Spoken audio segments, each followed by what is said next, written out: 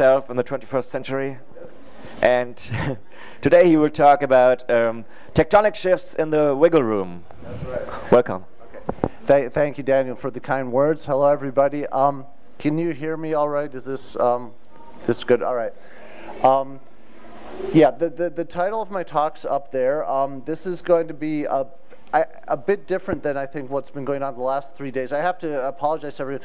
I haven't been participating in the conference. I have a newborn child where I'm spending most of my time playing, but I'm not outside. So I'm not sure exactly what all you people have been playing. I'm not going to be talking about the kind of games you're talking about here as much as talking about public space and play in contemporary society in general. So I hope it vibes with what the other things you're doing here.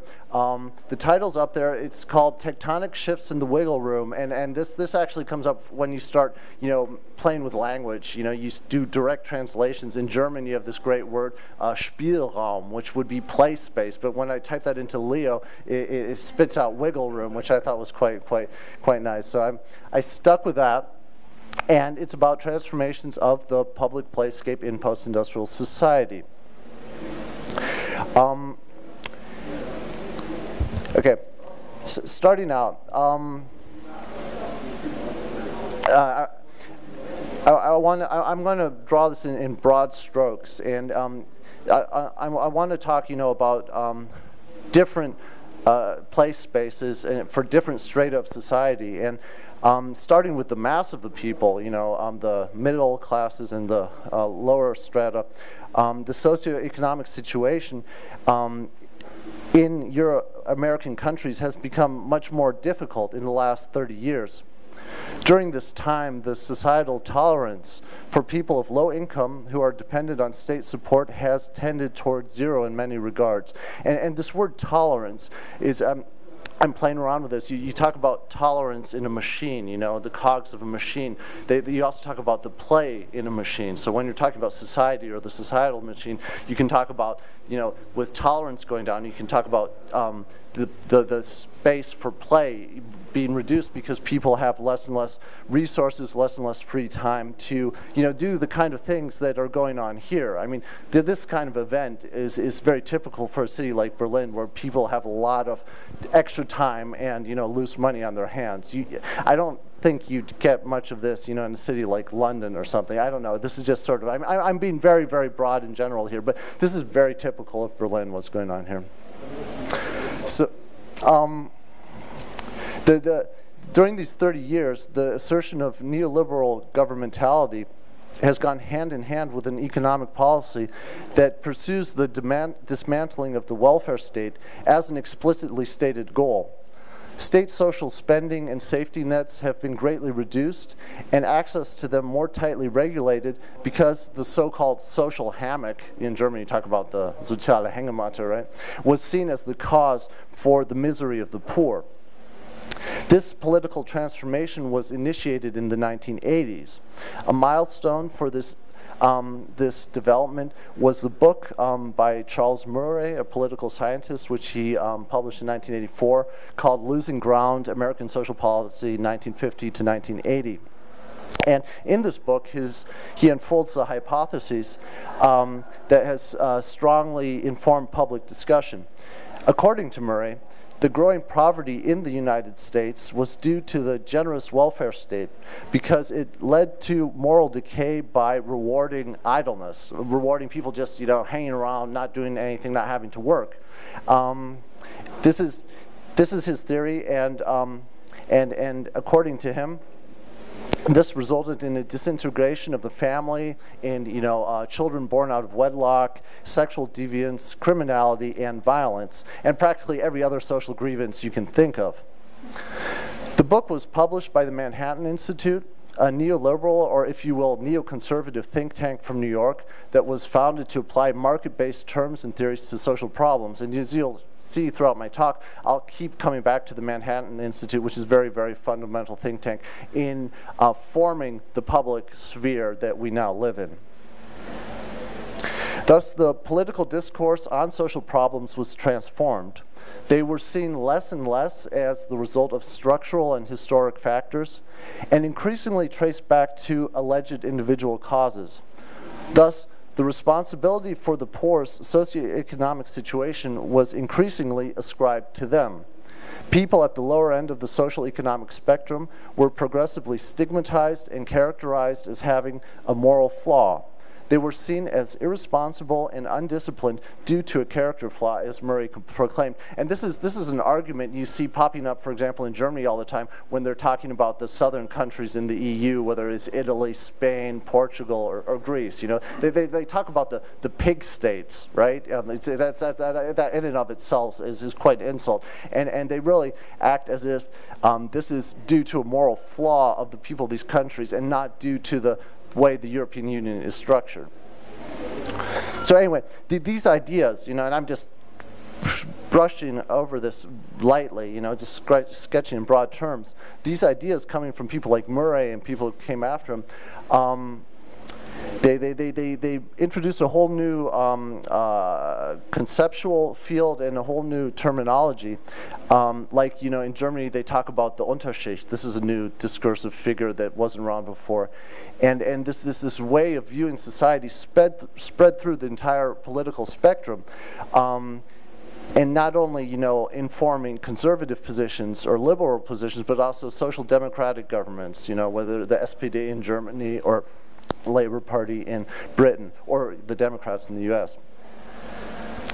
And these ideas and these terms served as a reasoning for the tightening discipline that was applied to people on the lower end of the social spectrum. Governments supported the poor morally by making them work. Welfare became workfare, and compulsory work for those who were dependent on government support, while labor standards that had been fought for in the past were just thrown out the window. So that's the declining tolerance. The next point I want to make is that we're really dealing with changes on different levels, and we have a very stratified playing field. Like what I was just talking about applies to the mass of people in Euro-American societies. And if you look at the top of the pyramid, something completely different is going on. There, the play space, I would argue, has gotten much, much larger in this time period I'm talking about, the last 30 years. The complementary neoliberal development to the heightened discipline applied to the poor is the deregulation of the economy for those who have capital. While the government pulled back from guaranteeing a social safety net and increasingly became an institution centered around disciplining and punishing, it lowered tax rates, privatized sovereign tasks, and deregulated work, media, health, and financial markets. This political transformation had wide-reaching consequences for large parts of the population. The dismantling of trading barriers drove the economic globalization at an unforeseen rate, whereby numerous jobs in the productive industry were lost and moved overseas, which led to a rapid decline in industrial areas and a strong increase in unemployment, especially among those without a higher education. Those who did have work experienced a stagnation or even decline of their real wages. Secure, well-paid industrial jobs with benefits were lost, while precarious, less well-paid positions in the service sector of the post-industrial economy were created. Furthermore, inner-city neighborhoods were destroyed in the course of so-called urban renewal programs that destroyed social housing in favor of private construction, projects like stadiums, hotels, convention centers, and luxury real estate. And this is something that we're seeing happening just now in Berlin over the last 10 years. This has really changed quite a bit. You think of the O2 world, which is, or the whole media spray discussion, which is really changing the face of the city. And these, when we talk about public play spaces, these are the kind of psychogeographic shifts that one has to pay attention to. And this is a development, it's hitting Berlin a little bit later than other places. You know, you go to New York, it's been going on for quite some time. Thus, in spite of the strongly growing gross domestic product, poverty, precariousness, and social insecurity grew greatly in the last 30 years.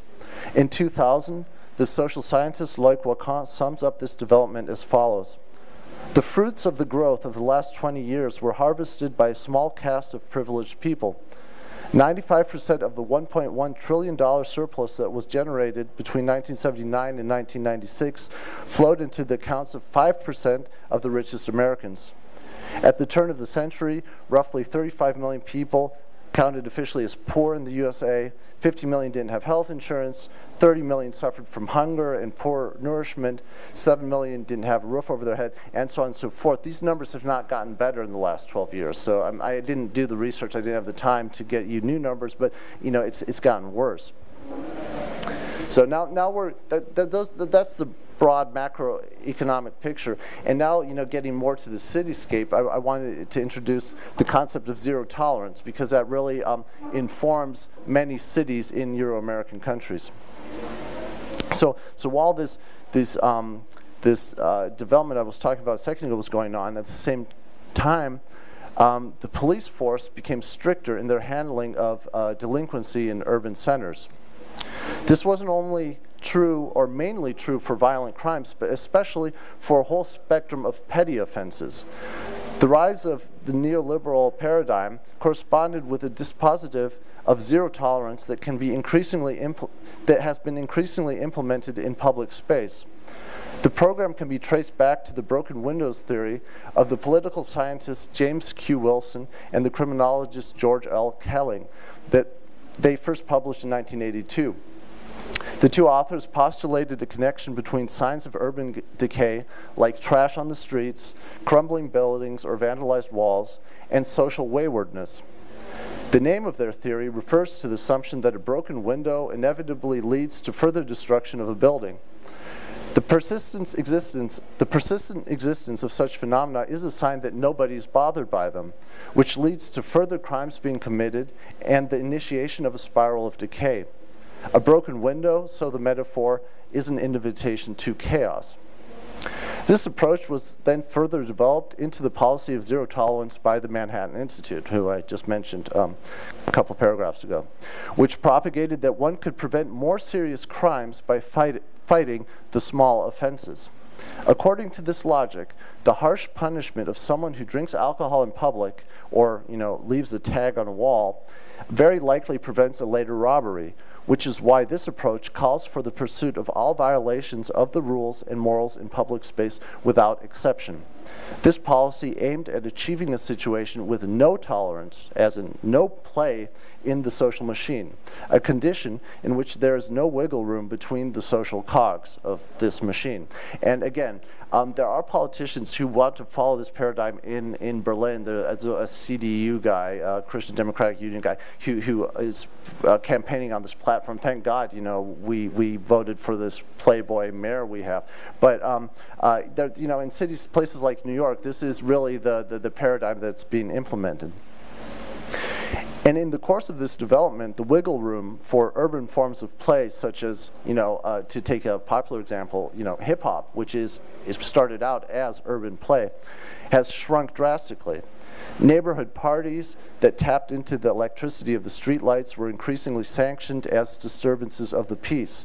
Breakdancers that performed their kinesthetic duels publicly were chased off and criminalized. The establishment of the zero-tolerance policy can best be comprehended in the case of graffiti, the problematization of which can be seen as an early form of zero-tolerance avant la lettre. The first media report on graffiti by the New York Times, in which Taki 183 was pronounced the star, could still be characterized by a balanced perspective and curious tone. Roughly 9 months later, the mood shifted, and Sanford Garelick, the president of the city council, declared war on graffiti, and the mayor, John Lindsay, amplified this proclamation with his so-called Lindsay theory, according to which the scrawling of graffiti on the walls of the city was a symptom of mental illness.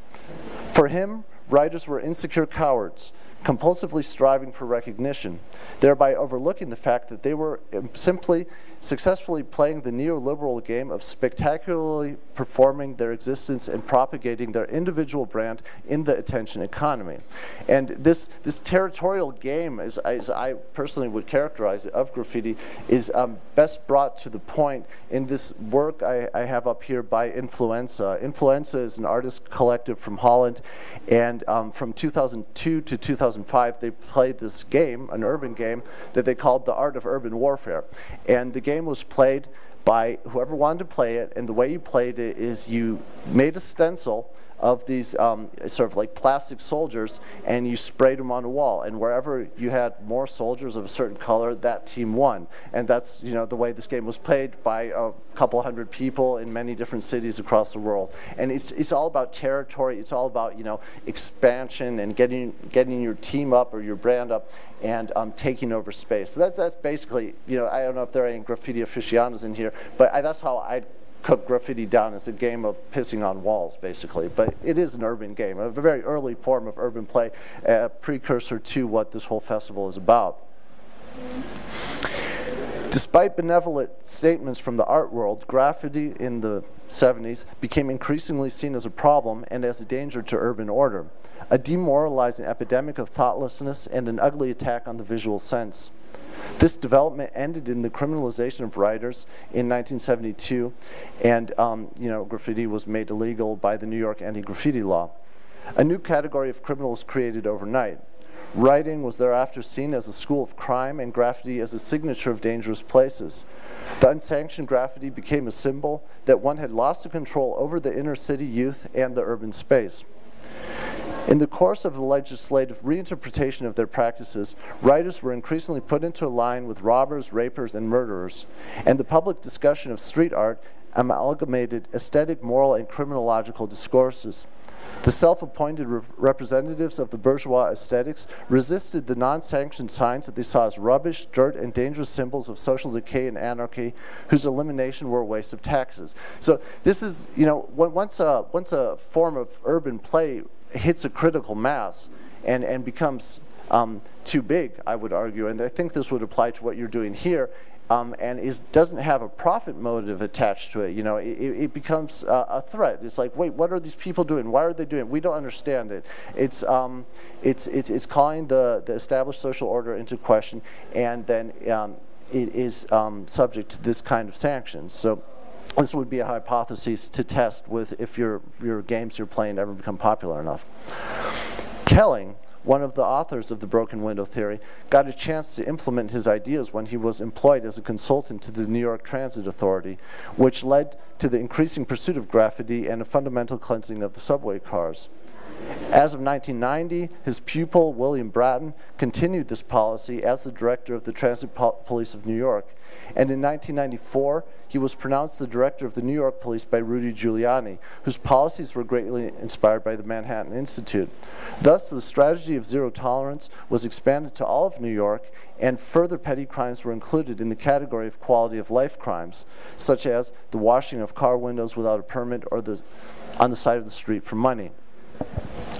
Bratton greatly expanded the resources of the police and introduced CompStat, a statistical data processing system that allowed every police officer to access continuously actualized and geographically localized data during a case.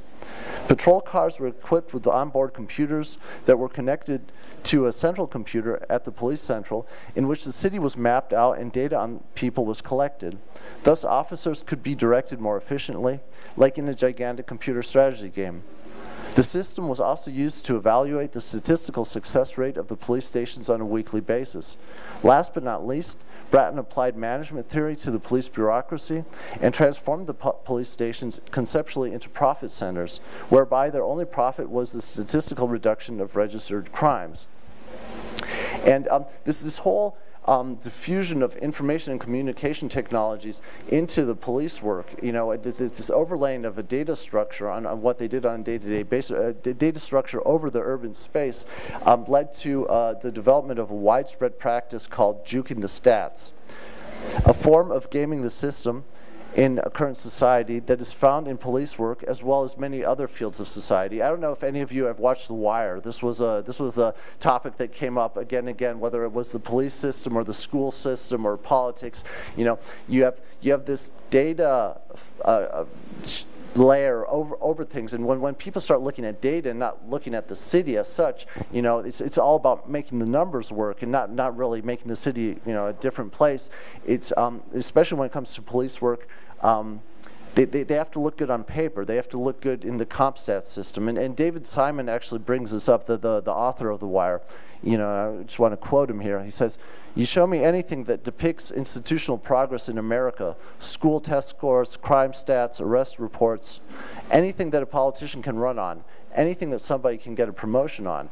And as soon as you invent that statistical category, 50 people in that institution will be at work trying to figure out a way to make it look as if progress is actually occurring when actually no progress is." So I would argue that this practice here, juking the stats, playing with the numbers, is a form of public play. It's gaming the system. You know, it's not as, you know, likable as a form of public play you're pursuing here, but I would also say when we're talking about public play space, this is a very important development.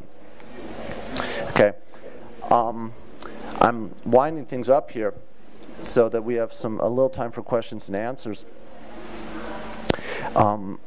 Even though the broken window theory I just talked about and the police strategy of zero tolerance have been called into question by social scientists, they've been very, very successful in public discourse and have been exported to other Euro-American cities. You know, it's gone from New York to Dallas to Los Angeles to London. And, you know, all these cities actually invite Bratton and Kelling and Rudy Giuliani even to speak as experts and to help them upgrade their police systems so that they have the same system running.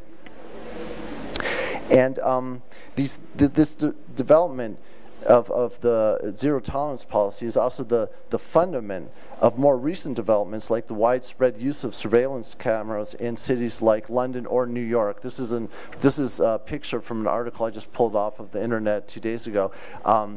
New York has just announced it's introducing a new camera system called the Domain Awareness System, where they're installing 3,000 cameras all over the city that have algorithms running that can, you know, recognize license plates and recognize people. You know, you can type in, "I want to see someone wearing a red jacket," and you get every camera with a person with a red jacket on there. So these are also transformations of the public space, which definitely lead to tectonic shifts in the wiggle room for different people on different levels. The ludic landscape has developed asymmetrically. On the one hand, the elbow room of the poor, socially disadvantaged, and marginalized has shrunk, with the zero tolerance dispositive exhibiting some absurd manifestations. And I just wanted to show this example because I think it's great. This little girl, she's 6 years old. She got a $300 fine for drawing with chalk on the sidewalk in New York. Okay, I mean, obviously this doesn't happen every day, but it does happen, and this is the result of this kind of zero tolerance mentality. It was seen as a form of graffiti. You know, no one cared whether you could wash away or not. You know, this whole idea you have to sanction every little misstep, no matter how large or how small. This would sort of be this is the grotesque end of a development if, you know, things were allowed to proceed in this way. So zero tolerance of the public space on the one hand.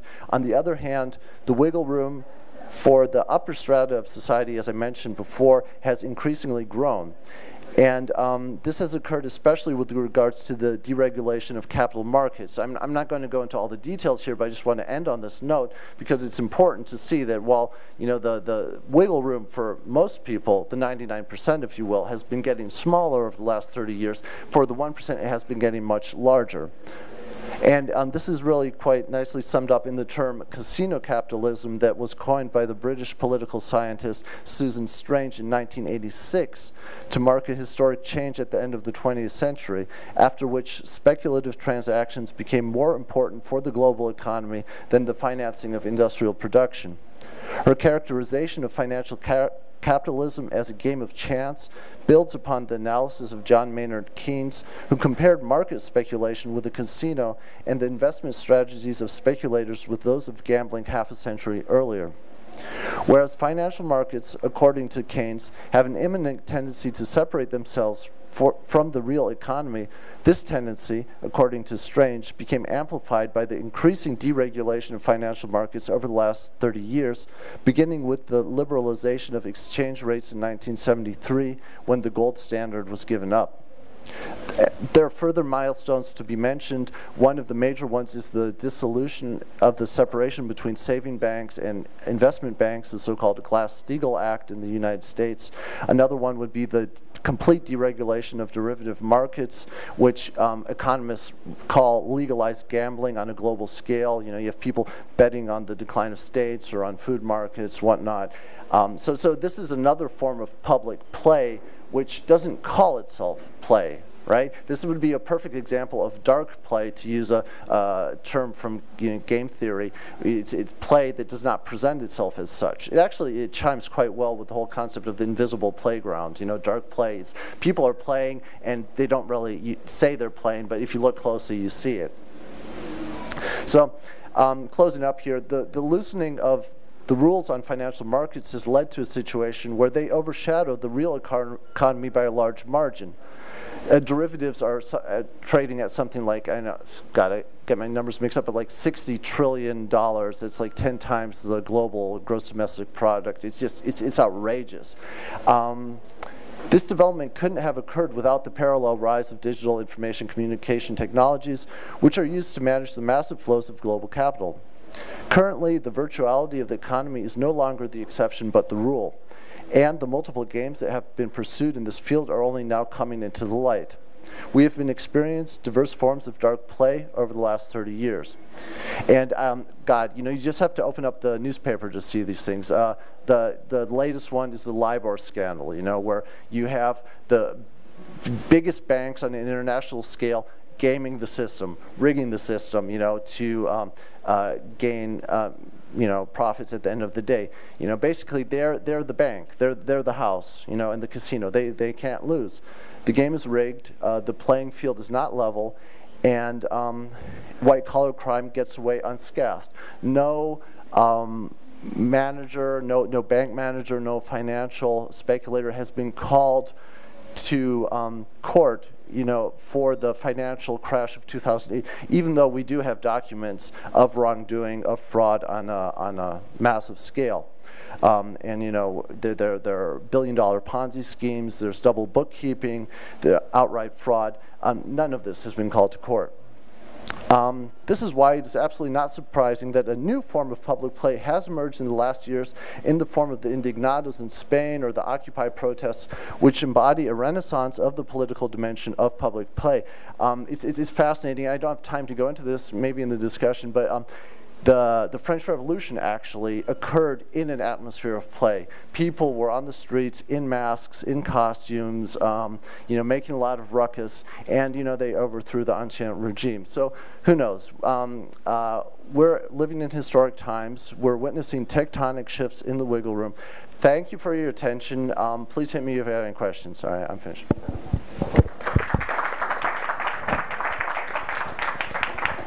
Thank you, Mark. I think we have time for 3 questions.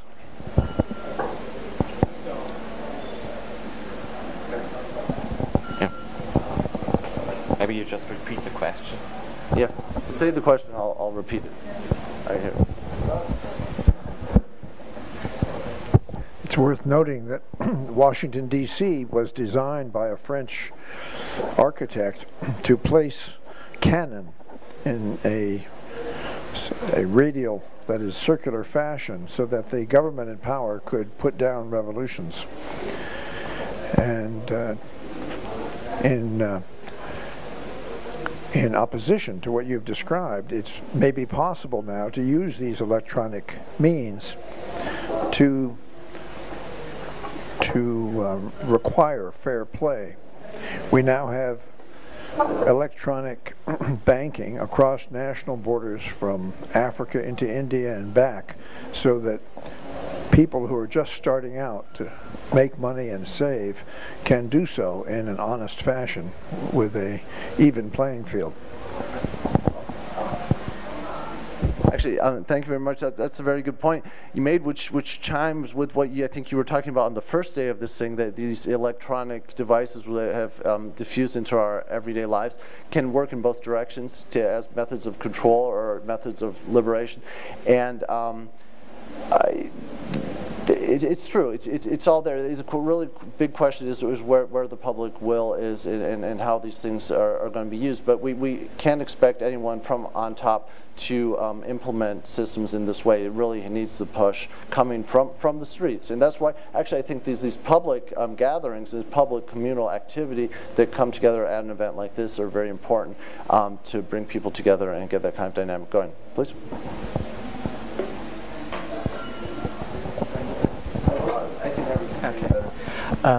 Actually, one question you kind of terminated, because I was wondering when you are coming to those phenomena where people actually play with the rules, and the play is playing with the social rules. And I think you can make the argument that there has been a kind of backlash after 9/11. So I read this as kind of a historical account of this political backlash. But I would argue that these games with the rules beyond victimization by governments have been going on all along. I mean, talking about the Yes Man, or in Berlin the Hedonist International.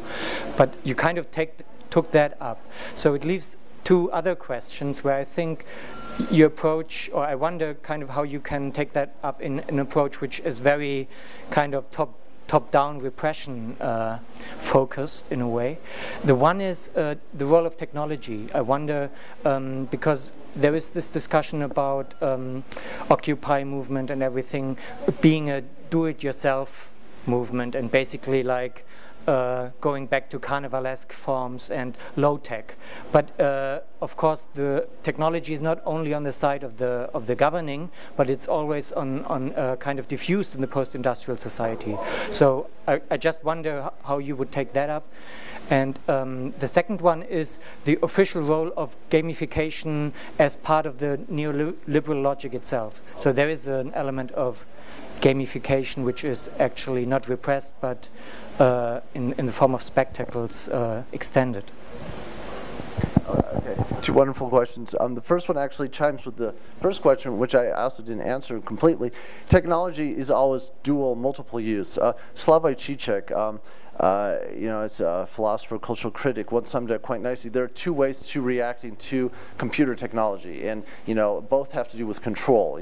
One side says, oh wow, this with this technology we can control from above, and we can clamp down and we can really implement all of our totalitarian fantasies. The other reaction is that, oh wow, this gives us control from below, and this is going to let us do all these radical networking and revolutionary things, and we're seeing both happen. We're seeing digital technologies being implemented in both ways, and the technology itself is neutral. It's always a question of how it's being used.